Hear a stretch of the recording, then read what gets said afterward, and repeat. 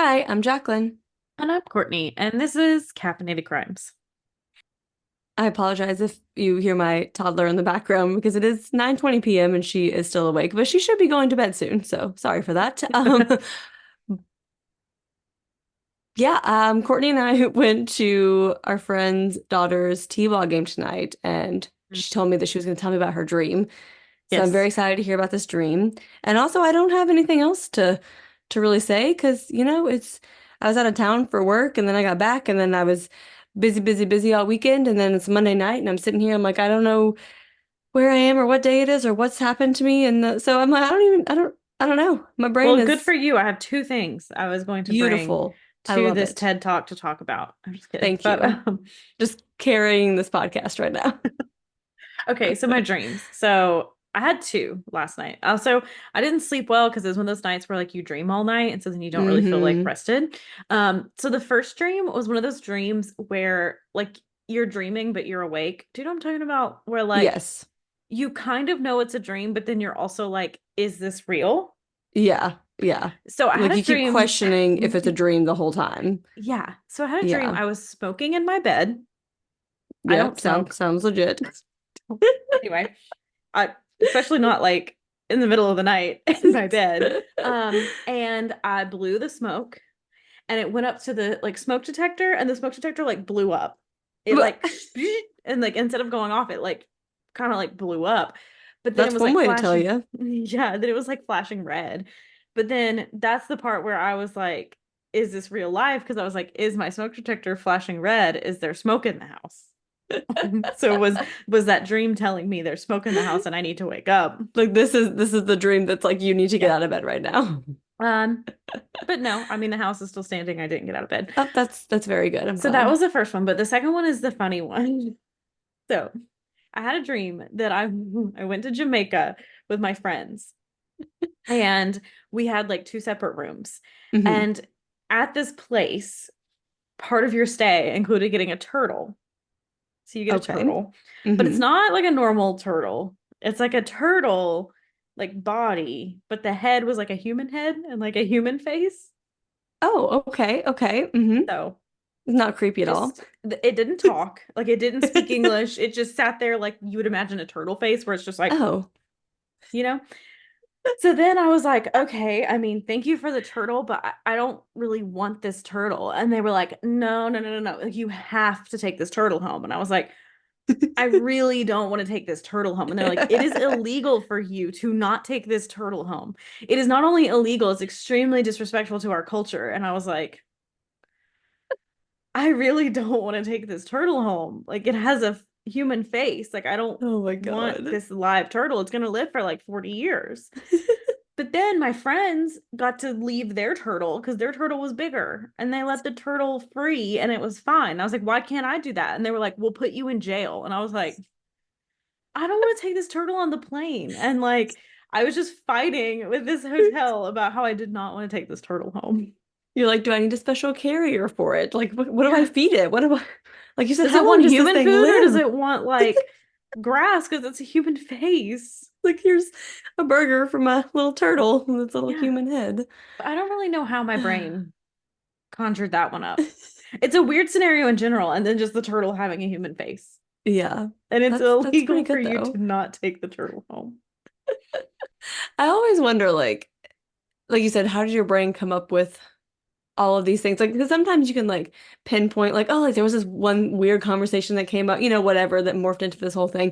But then sometimes you're like, I have no idea. And it always seems like it's in the same night that you have like all the Hmm. weird dreams. You know what I mean? Like, so they're just like Yeah, back to back, like it's so very weird. And the active only dreaming thing I could nights. think of with like the turtle aspect Hmm. is that like I listened to this podcast called Normal Gossip where like people write in about like crazy things that happen like in real life or whatever. Hmm. And like they always have a guest on who they like tell the story to basically. Hmm. And the guest always they want the guest to like bring a piece of gossip to them and the Okay. host gossip was that he has a turtle that's going to live for like 40 years, but Okay. that That could be, he that could be it. But that had put like gravel in his tank, which is like something you're not supposed to do for turtles. oh, okay. And so he like cleaned it out, but he would still like over the years find like little rocks in there. And he's like, how are Hmm. these rocks still coming? And then apparently it found out that the turtle had eaten all these like rocks and was just like Uh, spitting them up over the years. oh my gosh. That's crazy. So I yeah, mean, I could definitely apparently, see how that would lead to a weird turtle dream, though. Like, that could make yeah. sense. But the weird thing is, I listened to that podcast Saturday. Hmm. So how did it pop up on a Sunday night? Like there was a It whole just, night in between, it just but really stuck with your brain. Your brain was just apparently, really trying to process some kind of turtle trauma, and that's just how it I know. manifested itself, apparently. Yeah. So weird. But my second piece of news that I wanted to bring to the podcast Hmm. that just I found hilarious. I already told Jacqueline this part, so she knows where this is going. But so if you're on the internet at all, you know there is the great debate of man or bear. Like you're stranded in Hmm. the forest, who would you rather be alone with, a bear or a man? And Yeah. how a lot of women are choosing bear because men can be scary and you don't really know. So I saw like a meme or something and I read it to Kevin and he was like, I kind of get it, but like, I don't know, like can be pretty aggressive, like, or whatever. And I was like, and men can't be, which is a very weird take for like, if you know my husband, like he's Hmm. not someone who would like be making comments like that. And I was like, that's kind of weird. And he was like, I just feel like 90% of bears are like aggressive. And like with men, I mean, what? And I was like, what? So then we keep talking, like we're kind of debating back and forth, but I'm still just kind of like shocked a little bit. Hmm. Until somehow we got here and I found out he thought it was like you had to fight whoever, like the bear or the man. So he was like thinking it was like, oh, there is a bear 10 feet from you or a man 10 feet from you. Which one do you want to take? Because I was like, I feel like if you leave the bear alone, it'll probably leave you alone. And he was like, I Uh-huh. don't know. And I was like, what? But yeah, he thought it was like you're getting into like a WWE wrestling match. Who are you Yeah. taking? Um, Oh, Kevin. and I was like, no, I would take the man at that point. I would not take the bear. I would not choose getting mauled by a bear over Yeah. fighting a man. But You're like, no, there's different layers to this situation. If that's where you think we're at, then that's a different question. yeah, And like I told Courtney, my husband had lots of questions about the scenario and wanted to know where the bear and the man were in proximity to you. If the bear had recently eaten, it like all kinds. And I'm like, we don't know the factors, okay? yeah. Like, it's But just a the thing about thought-provoking the bear question. is whether it's hungry or not, it'll probably still leave you alone. But Yeah, if the man knows you're in there, he'll probably hunt you down 8 times yeah. out of 10. Not all men. Don't come for me. I'm just saying. It's If it's a I'm, different type of motive between yeah, the bear and the man that one is probably more avoidable than the other. yeah. And I also feel like if I'm in a bear's home in the forest and then he feels threatened and attacks me, I'm like, that's nature. Versus a Hmm. man like hunting me down in the woods, I'm like, oh, I Yeah. have no hope for humanity, Yeah. you know? Exactly. Let us know your take on the bear man scenario, please. Yeah. Yes, please do. And we do also want to give a shout out to our newest Patreon subscriber, Morgan. So thank you so much, Morgan, for joining our little Patreon family. We hope you were enjoying all the little fun bonus goodies and content and fun stuff that's over there. And again, that is patreon.com/caffeinated crimes if you want to be like Morgan and come join us. Yeah, thank you, Morgan, and welcome. And we're going to go ahead and get into today's episode. So, for this episode, our sources are a People Magazine Investigates episode. It's season 4, episode 5, A Killing in Chinatown, a Britannica article, a History.com article, and IMDb. So, when a well known activist and Oscar winner is murdered in Chinatown, the police quickly try to figure out what happened. Was this a random murder or was it a political assassination? Those are two very different things. So Haing Ngor was born on March 22nd, 1940 in Cambodia, and he did become a doctor, and he was actually a gynecologist. And he was married to his wife, Hoi. So the Cambodian genocide began in 1975 when communist dictator Pol Pot and his regime, the Khmer Rouge, overran Cambodia's capital. So Pol Pot's goal was to create a Cambodian like master race. And he kind of began to gain traction in the 1960s with his communist ideas. And Cambodia was under a monarchy at this time. And through the 1960s, the Khmer Rouge was an unarmed wing of the Communist Party of Camp Kampuchea, and that's like the name the party used for Cambodia. So Kampuchea is Cambodia, just a different name they're using. Um, but the Khmer Rouge did not have a lot of support in Cambodia. But in 1970, Prince Norodom Sihanouk was kicked out of his role of ruling monarch due to like a military coup. So he teamed up with the Khmer Rouge, and now they started to gain a lot of support because like a lot of people who lived in like the city were fans of Prince Norodom. So they were like, okay, I really liked him versus this military coup. So I'll go support the Khmer Rouge now. So basically, now like a civil war breaks out between the coup who took over and the Khmer Rouge. And the Khmer Rouge did successfully take over most of the Cambodian countryside. And now we're back to 1975 here. Khmer Rouge successfully overtakes the capital, Phnom Penh. So the Khmer Rouge won the civil war and now like ruled the country.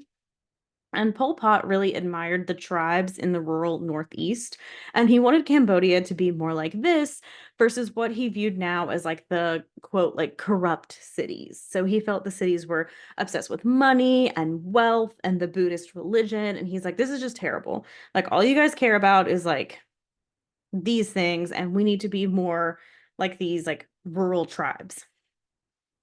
So he did, he wanted to like remake Cambodia and he did rename it Kampuchea.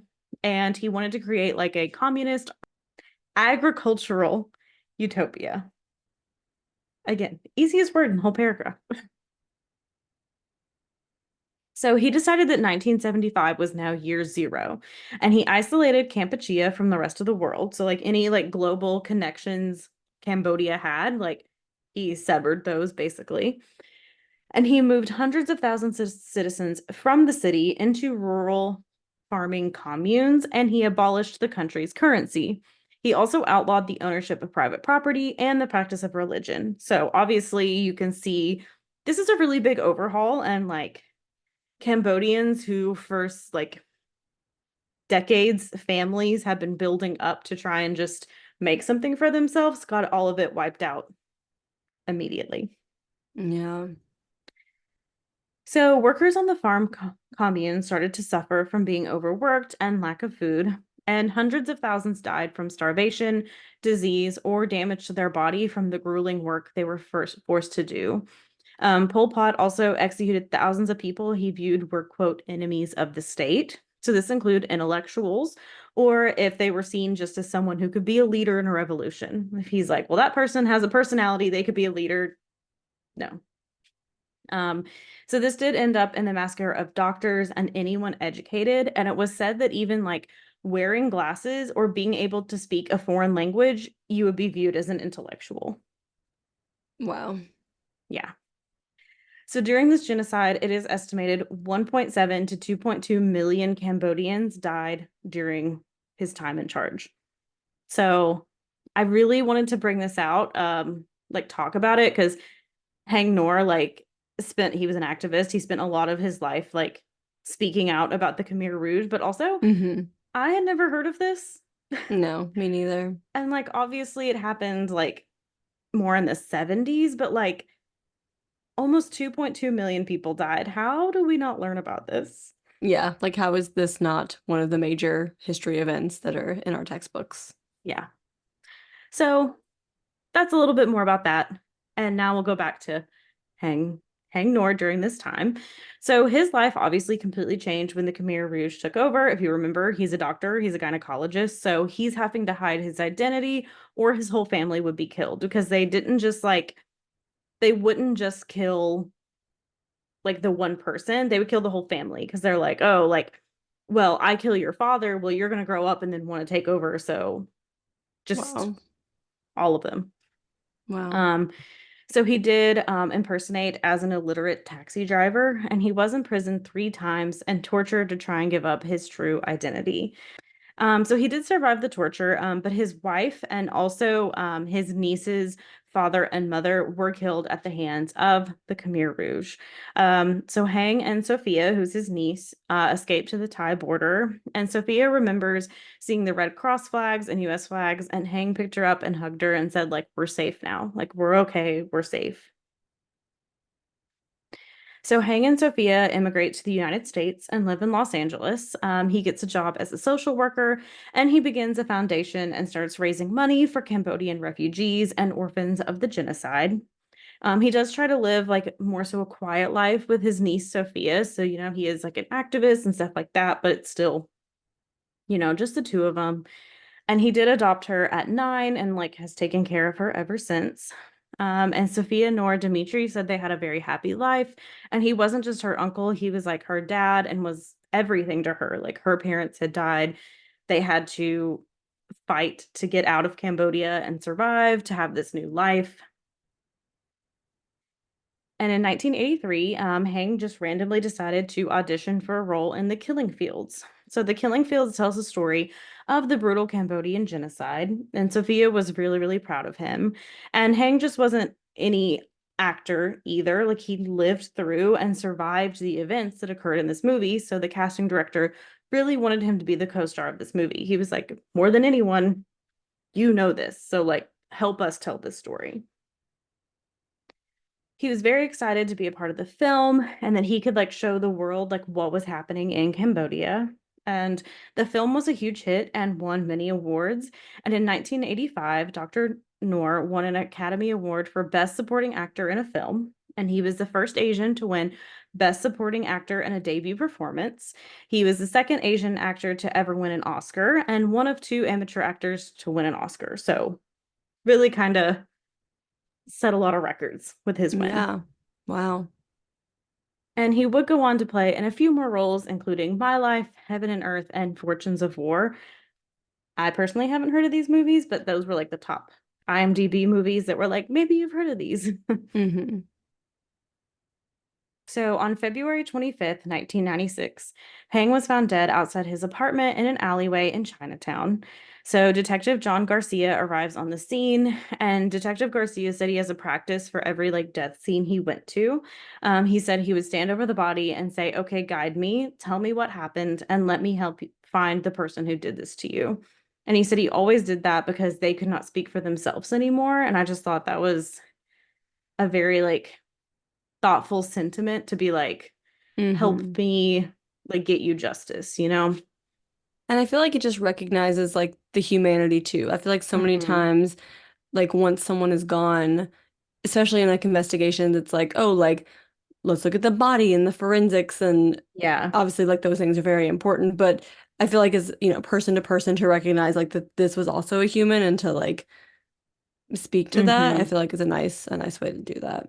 And I'm sure as like a detective in a major city, like you can get so desensitized so easily of like, all Yeah. right, here's another scene that involves a death. Like, let's do our protocols, all that. So him just trying to remember, like you said, like the humanity of it. Hmm. Yeah. So Hang was found lying next to his vehicle and he was shot twice, one in the left leg and one in the upper torso. And they were both in a downward trajectory. So they believe whoever shot him was standing next to him while Hang was sitting in his vehicle. And they believe he had just gotten home since he likely like probably didn't have time to get out of his car before he was attacked. So, crime scene technicians combed through the scene, and 2 9mm shell casings were found at the scene. One was next to the car, and one was underneath it. And Hang's jacket was in the back seat of the car, and inside it was almost $3,000 in cash. And this is 1996, so that's Yeah. A good amount of a good money. amount of money in cash. So, motive at this point, they're like, I don't really think this is a robbery. Like, why would you rob someone and leave all this cash behind? Like, why wouldn't you take that cash with you? But there was really no more evidence found in the alley, and so they began canvassing the neighborhood. Sophia was obviously really crushed at the news of her uncle. She said, like we said earlier, like he was her everything. And she said, I haven't just been orphaned once, I was now orphaned twice, which just broke my heart because I'm like, oh, this poor girl. That's so awful. Yeah. And Sophia told police that Haing had some powerful enemies. Haing had used his fame from the killing fields to speak out against the Khmer Rouge, and he had set out on a mission to hold them accountable for their crimes. He spoke out multiple times about the human rights violations and how the film only touched the tip of the iceberg.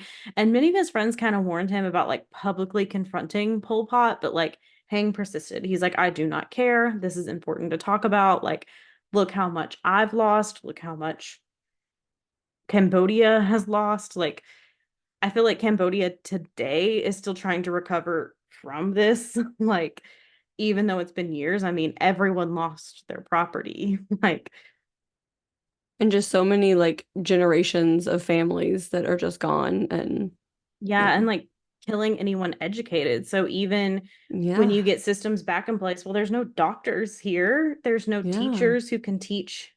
Like you killed everyone who could read, like Mm-hmm. a lot of a lot of Wow. damage. Yeah. So, due to this information, detectives are wondering if Hang's death was a political assassination. Um, Detective Garcia said it did look like it could be like a contract government killing because there's no witnesses. It was late at night. He was by himself. The money was left. Like, if you're coming for a political assassination, like you don't care about money, an assassin is going to get in and get out as quickly as they can. And that's what they kind of felt this was. So now, due to the possible political connection, Hang's murder is getting international news. So many Cambodians were shocked at Hang's murder, and police tried to build a relationship with the Cambodian and Asian community in Chinatown, but that was a bit more difficult than they expected. In the culture they come from, law enforcement was seen as the enemy, and the Cambodian community didn't really trust law enforcement, and it is the LAPD in the 90s. I don't think most people trusted them. Yeah. I don't think anyone trusted them then Mm-mm-mm. or now, but especially then. Yeah. But the community was also scared that it was a political hit and they don't want to be seen cooperating with law enforcement because they don't want to be next. Yeah, definitely. And kind of as I was mentioning earlier, a lot of times in the Asian community, if a leader wants to take you out, they'll take out you and your entire family. They don't want the child of the person you killed to kind of come back and like get revenge. So they were like, we just don't want to help you or touch this. And obviously, Sophia was very fearful during this time because she could also be being targeted now. And she just wouldn't go back to the apartment because she was like, I'm not safe there. So Tommy New was Hang's cousin and the last person to see him alive. So Hang and Tommy had dinner in Long Beach, and Hang left Tommy's apartment and drove home to Chinatown where he was murdered. So police kind of struggled to get information from Tommy just due to the language barrier. So to help bridge the gap of the language barrier and like the community disconnect, Detective Garcia brings in Edward Yee. So Ed grew up in Chinatown, so he was able to like talk to people, see if he could get more information. And they said like Ed was very persistent, like he wouldn't take no for an answer. So he was like he would go out there and he's like gonna get the information he needs. And he went to every door in a 2 block radius and spoke to the residents. And Ed knew most of the people he talked to because he grew up in the neighborhood. So he was like, I went to school with so and so, or they would see me playing in the street, like people felt comfortable talking to him because he was a familiar face. So, police also searched Hang's apartment for any other evidence, and they did find female undergarments that were addressed to Sophia, but she said they did not belong to her. So, I don't really know. They don't really bring this up again. I don't know where these came from. Hmm. Interesting. But Hang was also like had a very active social life. He was very comfortable around women. He was very popular with women. And several women came forward claiming to be heirs to Hang's estate. One woman even produced a Las Vegas marriage license. So Oh, she's like, we're okay. married. I get his money. And Sophia said there were no women like consistently around. Like maybe he would like go out, but there was no like serious relationship kind of staying around.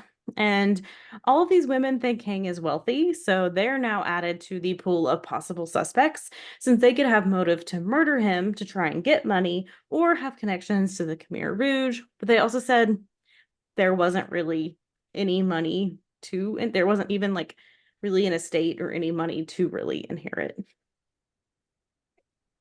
So by the end of March of 1996, police worked nonstop to chase down leads and rumors, but they hadn't really found any solid evidence.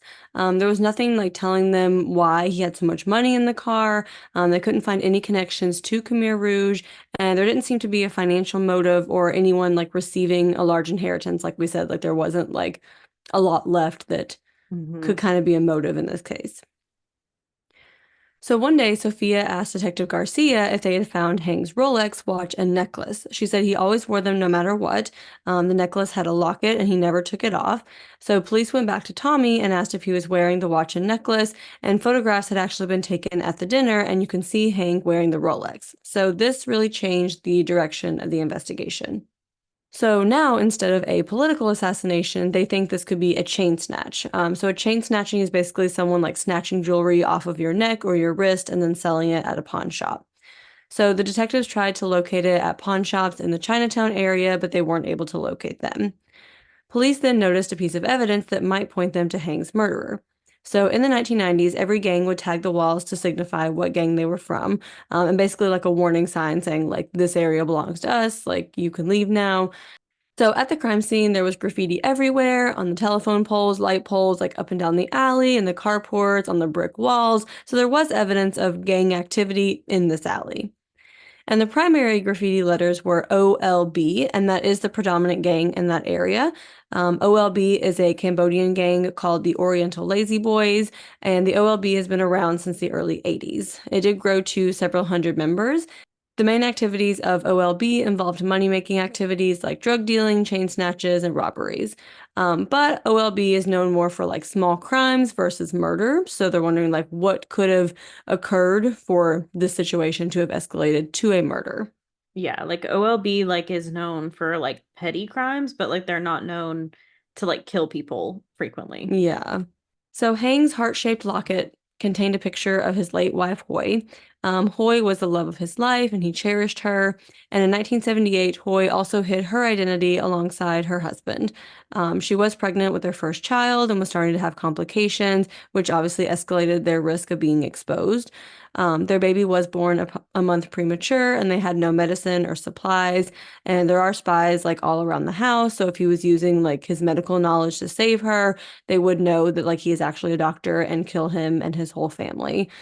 So Hoy did die in his arms, and he was just overwhelmed with grief because he was a doctor who wasn't even able to save his own wife. The only thing he has left of her is a small photo, and he was able to hide that photo and smuggle it out of Cambodia. So he put it in a locket and wears it around his neck.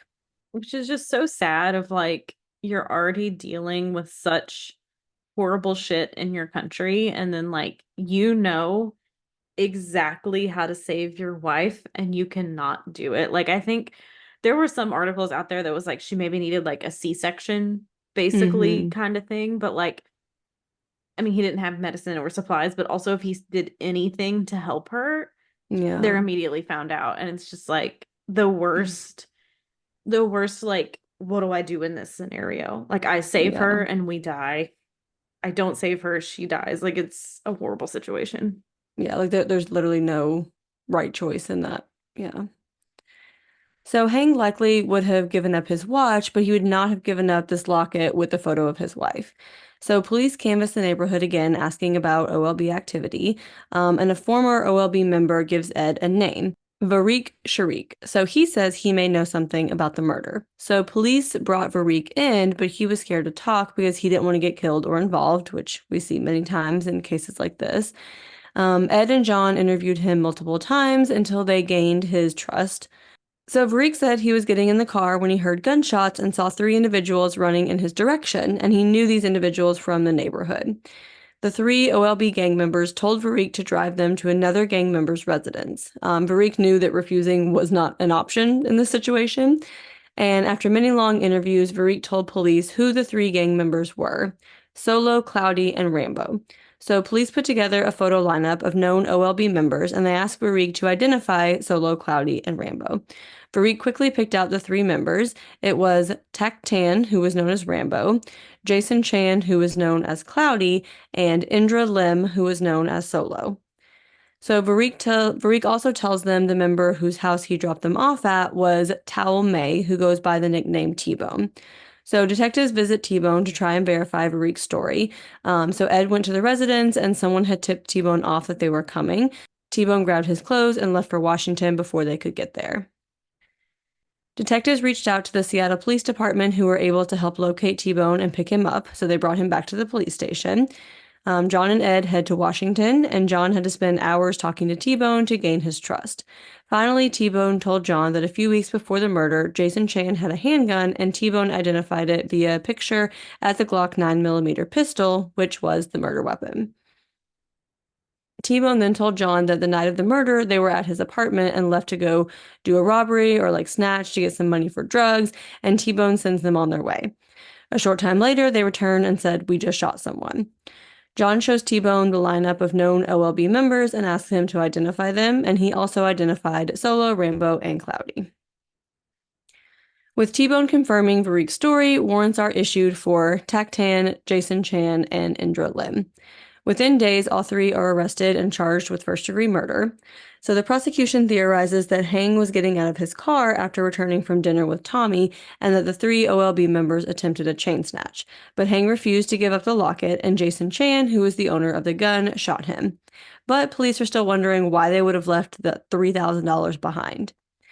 They then received information that right after the shooting, a car turned into the alley. So they're wondering if maybe that spooked them and they ran. So maybe that was their intention, but they knew they had to get away now. The trial began in February of 1998, but not everyone was fully convinced that they had the right suspects.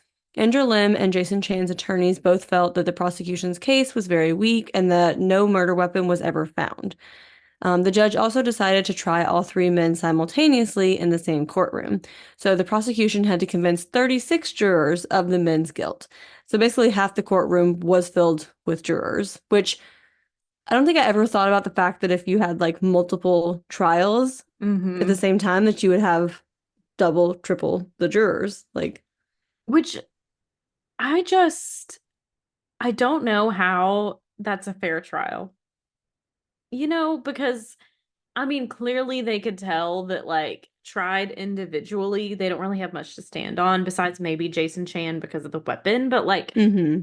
I did not know that you could just have 36 jurors. I've never heard of this happening No, me neither. in any of like the true crime stories I ever listened to of like Yeah. all three happening at the same time, but also 36 jurors in the room. 36. Yeah, That's insane. it really is. But yeah, I agree. Like, how are you getting a fair trial that way? So the prosecution case rested on Varric, Sharik, and T-Bone's testimonies. However, when Varric took the stand, he says he was coerced by police to give false statements. So the defense uses this to present some reasonable doubt.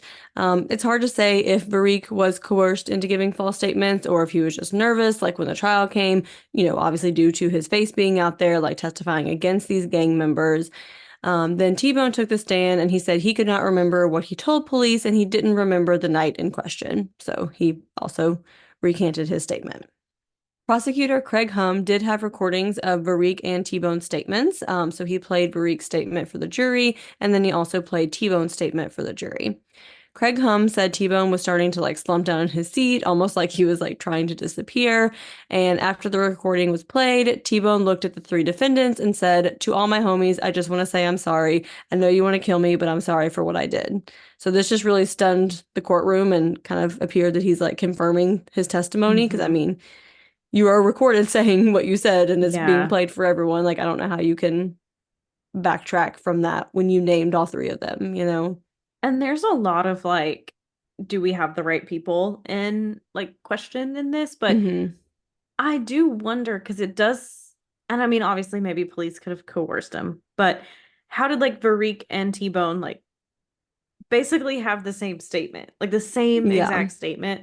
And obviously, there could have been like police coercion, but like the fact that T-Bone then was like, I'm sorry for what I did, like, and you're not being like, I didn't mean that, like, I didn't say that, like, you know what I mean? It's almost like he's like being like, I'm Yeah. sorry, I like told on us almost is Yeah. that's I think that sentence like is what made it was like the nail in the coffin in this case almost because everyone else could be like, I mean, yeah, LAPD is pretty fucked up. Like they could have forced him to say this, and then he says that and been like, I'm sorry for what I did. And it's like, Hmm.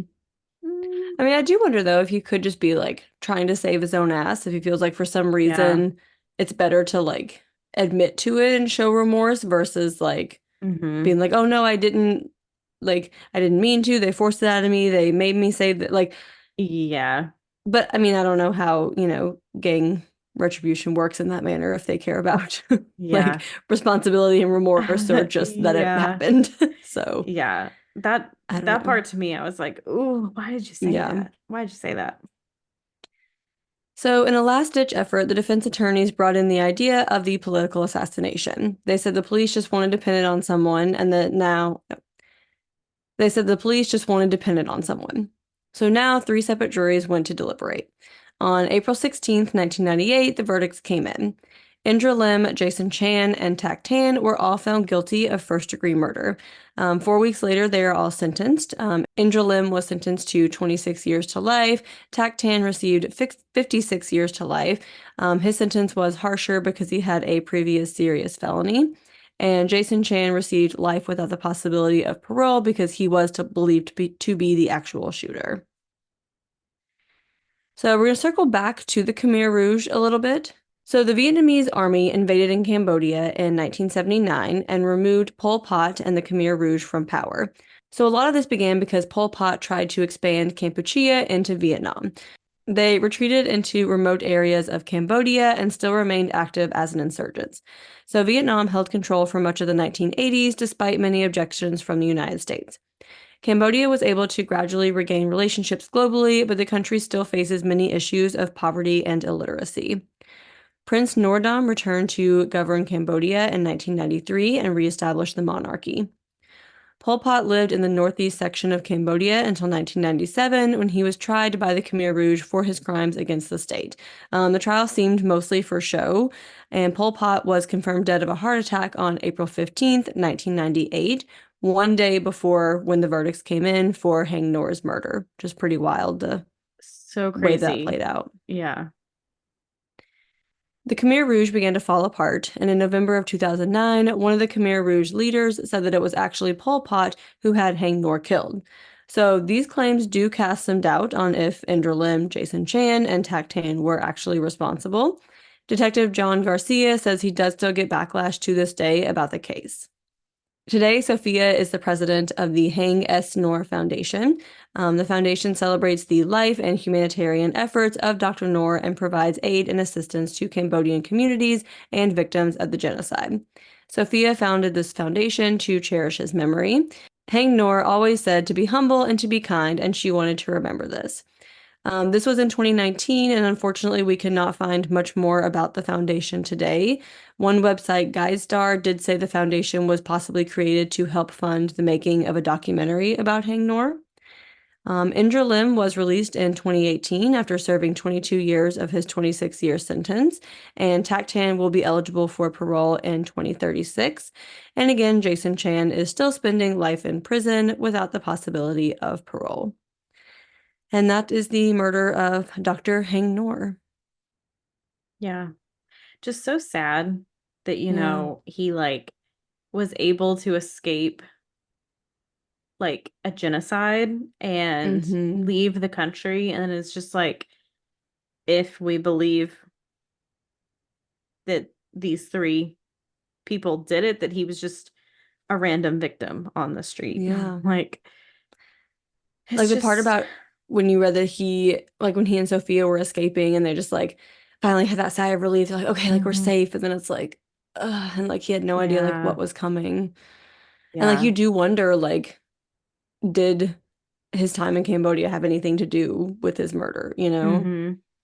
I don't And I know. do wonder too, like, if it was a political assassination, like, why did they take his like necklace and his watch? I mean, Hmm. maybe if you're trying to spin the angle of like a chain snatch, but like, wouldn't you also take the money? Like, if you knew it was there, it's very odd. And I do feel like Yeah. I feel like it might likely be these three people because I feel like it's like the easiest explanation. Not the easiest, but Hmm. like, like you can follow it a little easier than, but I don't know. Because, Yeah. Pol Pot, like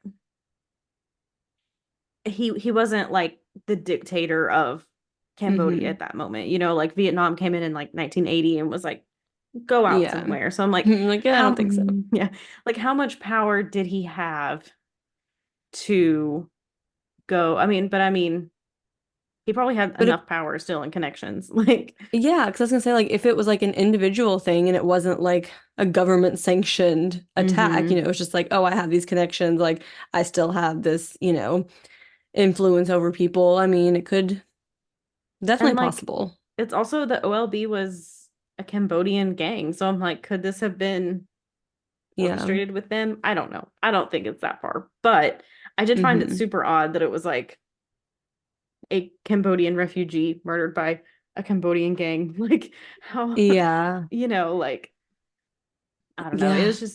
It was very sad. And it was just, again, like I never knew about this genocide. So if you like Hmm.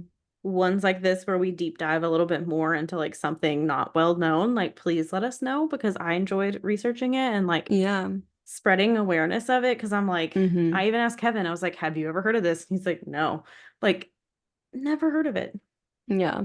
And like you said, like we enjoy getting to learn more about things that we don't know about and to share it with you. And hopefully someone who hears this, who did not know about it now does as well and can Hmm. continue, spreading um awareness, like you said, of the situation that has happened who knows how many times now Yeah.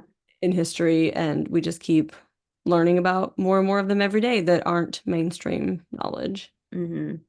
Yeah. And it's like, I don't know. Again, like you said, like how many genocides out there where millions of people are dying are just not talked about. Like, Yeah. we talk about World War I and World War II, and obviously the Holocaust was like 11 million people, like Hmm. very different, but this is still But still, like a yeah, human rights violation, like killing people for no reason. Like, how is that exactly. also not talked about ever? Yeah. It's so sad. Yes, very sad. Well, time for the awkward transition, but on a good note, we're gonna end you guys on a happy Hmm. note like we like to do. That's why we do these. It's always an awkward like little segue, Yeah, but hopefully you appreciate something more lighthearted at the end to get and on not with the just rest of your day ending versus on that. just here's this horrible, terrible story. Okay, bye. See you next week. Yeah. So, Courtney, what is your perk of the week? So, my perk of the week is that this past weekend I had a very, very busy day, but it was a very good day because I got to celebrate my friends Alex and Alyssa, who are getting married. It was their wedding shower. Then I got to go to my niece's birthday party, and then I got to go to my best friend Tiffany's house for a little game night with her. And so it was a very busy day, but I felt like I got Hmm. to celebrate a lot of people and like Yeah.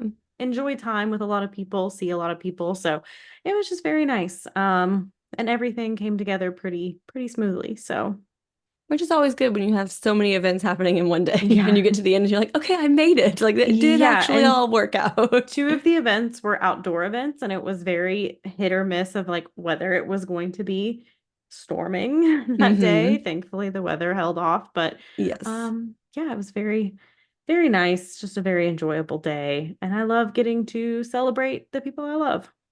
Yeah. It was a good day. I only went to two of the three events that you went to, but I also agreed that it was a good Yeah, day. yeah. Yeah. You didn't get to go to the margarita event, unfortunately. Yeah. So Yeah. that Dang, that one would have been fun though. was pretty good. But that is my perk of the week. Jacqueline, what is your perk of the week? So my perk of the week is that I guess it's about time I finally told you guys that I'm having another baby. So um I this whole podcast I was sitting here like, oh shit, what is my perk of the week gonna be? And then I was like, I still have not made this announcement. Maybe I should just do I know that. because also I was like about to be like, you didn't go to like the margarita event, but then I was about to be like, well, it wouldn't matter. But then I was like, I can't say that. So I had to like pause for a second and just be like, all right, just talk about it like normal. Yep, you're like, just leave that be. Yeah, so that was a great segue. So yes, I did not get to enjoy margaritas with Courtney or alcoholic beverages at our game night. But yeah, so we are having another baby in October. And Hmm. we're very excited. And so if I've been out of breath lately on the podcast, that is why. If you guys remember from a few years ago, we're back. We're We're back back. doing that again. Let But us know if you had suspicions about it yes. because I think of like morbid. There was like whenever Elena was pregnant and like Oh didn't say it and she yeah. was like sick and people like had kind of picked up on it being like, is it Mm-hmm. because like da Yeah, I da do da remember like that. Well, didn't it's like even when I have told one of my coworkers, like quite a while ago, because the first trimester was horrific and I was very sick. And so I told her pretty early on, and she was like, congratulations. Also, I knew. And I'm like, how? Like, we work remotely. I had not seen her in person at all. I was like, it's because I'm dumb, isn't it? It's because all of a sudden I don't know anything. I don't know how to do anything. I don't know where anything's at. Like, so yeah, let us know if you also had suspicions or if you just yeah. hear me gasping for breath at the end of each paragraph. Yeah, there was another point too. Whenever your perk of the week was Braylon, and you were like, "Oh, Millie's a little jealous," and I was like, "If you ever have another kid," like I was trying to find a way to be like, "Don't spill it." Oh gosh. Also, it's so crazy that that was 2 months ago, Yeah, 3 months ago. 3 months ago. I Oh my God. was like, "Wait a minute, Who time is it's May." flying. I was Yes, sitting there, I was like, wow, that was a long time ago. We had that conversation. And then I looked at the date on my computer and I was like, oh my God, that was 3 months ago. Wow. time is Anyway, crazy. it is. But yeah, that is my perk of the week. So hopefully you guys stuck around for The Bebe our announcement. uplifting, yeah, our uplifting ending. Let us know if you want to do a Bonnie and Clyde poll again, like we did last time. Oh That my was gosh, entirely yes. ironic. I just want to, in case you weren't around during that conversation, it was a joke about people that do really poor, Hmm. poorly thought out, whatever, gender reveal things. So we jokingly did a Bonnie and Clyde poll on our Instagram We'll have to do for my daughter. something. Yeah, we'll have to do something else of like send us your like Oh, cheesiest yeah. things you can come up with of That's like still like kind of respectful. We don't want yeah. anything too, Don't be like oh, what is that horrible couple in like the Ireland that Ken and like Barbie killers. not who I was thinking. Oh. I remember Morbid did it and they still bring them up, Moira or something. They were really horrible Oh, and they like Ian? Ian and whatever. Yeah. Not Yeah. that. Like don't No. like Bonnie and Clyde obviously not great, but they were like bank robbers, like shootouts, Yeah, not like I don't know. Anyway, exactly. And again, it was all in a joking yeah, manner like we anyway. can Would never do, seriously do that, but let us is it know. luminol or don't know. I don't know. See, this is Which why is which in this I don't know. We'll scenario? figget it out. I was gonna say, We'll just okay, is it we'll just is write it it in pink and blood blue or and is you'll know it what we mean. semen? Oh my God. Oh, that was And with bad. that, let's end this Let's end podcast. this. You know where to find us. Patreon.com/Cabinet Leave us a 5 star. All the places. You know what to do. We just got to end this. We got to wrap this up before this goes too much further. Yes. Go have a cup of coffee. And don't commit a crime.